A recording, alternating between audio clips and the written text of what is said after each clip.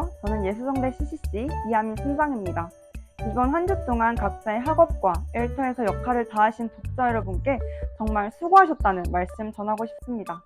5월은 가정의 달이었는데 아직까지 따뜻한 사랑을 나누지 못한 분들이 있다면 큐티가 끝나고 당장 사랑하는 마음을 전해보는 것은 어떨까요? 지난 말씀에서 예수님의 두 제자는 집으로 돌아갔으나 마리아는 뒤이어 예수님의 무덤으로 들어갔습니다. 예수님께서 돌아가시는 것이 너무나도 가슴이 아픈데 무덤조차 누군가 헤집었다고 생각하니 마리아는 눈물이 차올랐습니다. 눈물을 닦으며 무덤 안을 살펴보니 예수님의 시체가 있던 자리의 머리편과 발편에 사람의 모습을 한 천사들이 있었습니다. 천사들은 마리아에게 여자여 어찌하여 우느냐 하고 물었습니다. 이에 마리아는 주님을 옮겨다가 어디에 두었는지 알지 못한다고 대답을 했습니다. 그때 뒤를 돌아보니 한 사람이 서 있었는데 마리아는 그분이 예수님이라는 것을 미처 깨닫지 못하고 동산지기로 착각했습니다. 어찌하여 울고 누구를 찾느냐는 예수님의 질문에 마리아는 시신의 행방을 다시 한번 찾습니다. 마리아는 살아계신 주님을 대면하고 있었습니다. 이는 슬픔이 마리아의 눈을 가렸고 예수님을 보리라고 기대하지 않았기 때문이었습니다. 하지만 예수님이 마리아의 이름을 부르시자 그녀는 즉시 알아보았습니다. 마리아가 선생님이라 외치며 예수님을 붙잡으려 하자 예수님은 만지지 말라며 제지하셨습니다. 또 예수님과 마리아 모두 해야 할 중요한 일이 있었는데 예수님은 아버지, 즉 하나님께로 올라가야 했습니다. 그리고 마리아는 내 아버지이자 너의 아버지, 내 하나님이자 너의 하나님께로 올라간다는 사실을 예수님의 형제들인 제자들에게 가서 알려야 했습니다. 이제 예수님의 아버지가 우리의 아버지이시며 예수님의 하나님이 우리의 하나님이라는 것이 명백해졌습니다.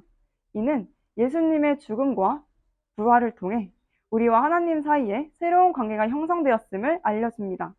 이처럼 마리아는 부활하신 그리스도를 처음으로 목격한 사람이었고 제자들에게 가서 이 놀라운 사실을 알렸습니다. 저는 이번 학기 중간고사 기간에 대학생활 중 가장 큰 어려움을 겪었습니다. 저는 나약하고 이기적인 인간이라 5과목의 시험을 준비하면서도 교내외 활동을 위한 각종 지원서를 동시에 작성했습니다. 그렇게 제 힘으로 갖가지 일들을 해나가려 하다 보니 자연스레 하나님과의 거리를 멀리하게 되었습니다. 어느 순간 감사와 기쁨을 잊은 채 걸어다니는 시체의 모습을 한 저를 발견했습니다. 정확히는 저 스스로 알아차린 것도 아니었고 공동체 동력자들이 그런 저의 모습을 발견해 주었습니다. 저는 하나님을 바라보지도 않았고 저 자신을 돌보지도 않는 그런 이상한 사람이 되어버린 것이죠. 그렇게 중간고사를 일주일 앞두고 부활주의를 맞이했습니다. 지난 2주 동안 하나님에 대한 찬양과 감사는 뒤로 한 채 무의식적으로 예배의 자리로 나아갔습니다. 솔직히 찬양 드릴 때 하나도 안 기뻤고 너무나도 지쳐 있었습니다. 그런데 그리스도의 부활은 세상을 바로잡으신 사건이 되었기에 다시 오시는 그날 하나님의 만요의 주 되심이 드러나게 될 것이라는 메시지를 듣게 되었습니다. 그 말씀을 들으니 신기하게도 너무나 기쁘고 감사해서 긍정적인 생각으로 가득 차더니 하나님을 찬양하지 않을 수 없었습니다. 그렇게 저는 서서히 회복되었고 부활하신 그리스도로 인하여 나머지 시험 기간을 무사히 보낼 수 있었습니다. 슬픔을 겪을 때 우리는 우리를 위한 예수님의 고난을 기억할 수 있게 됩니다. 우리의 고통은 타락한 세상에서 겪는 삶의 결과입니다.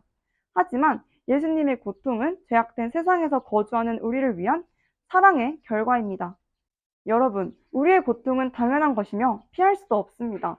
우리가 겪는 고통은 그 너머에 그리스도께서 고통받으심으로 우리를 위해 마련하신 온갖 축복이 놓여 있다는 것을 상기시킵니다. 여러분, 예수님의 놀라운 부활 이야기를 믿고 계신가요? 예수님을 개인적으로 만날 때 부활의 사실을 받아들일 수 있게 될 것입니다. 예수님의 부활을 전하며 한 영혼이라도 주께 돌아오는 역사가 일어나도록 부활의 증인이 되는 송3 독자 여러분 되길 소망합니다.